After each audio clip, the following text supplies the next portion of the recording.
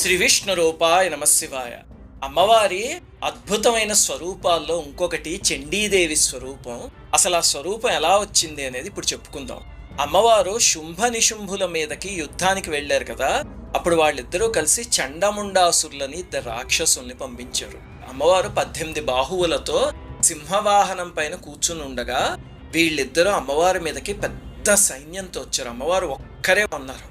దుర్మార్గులు అన్నారు, నువ్వెలాగూ ఒంటరిగా ఉన్నావు, మాదింత పెద్ద సైన్యం, ఎలాగూ ఓడిపోతావు నువ్వు. నా మాట విని మా నాయకుడు శుంభుణ్ణి భర్తగా స్వీకరించు, అతను కామకళా ప్రవీణుడు, నువ్వు సుఖపడతావు అని అమ్మవారితో అన్నారు. ఎంత ఘోరమైన మాటది. అంతే అమ్మవారికి పట్టలేని ఆగ్రహం వచ్చేసింది. శంకరాచార్యుల వారు సౌందర్యలహరిలో అంటారు, శివే శృంగారార్ద్ర తదితర జనే కుత్సనపర అని. అంటే శివుడు కాకుండా ఇంక ఎవరైనా అంటే అమ్మవారు అసలు ఆలోచననే భరించలేరా. అంతే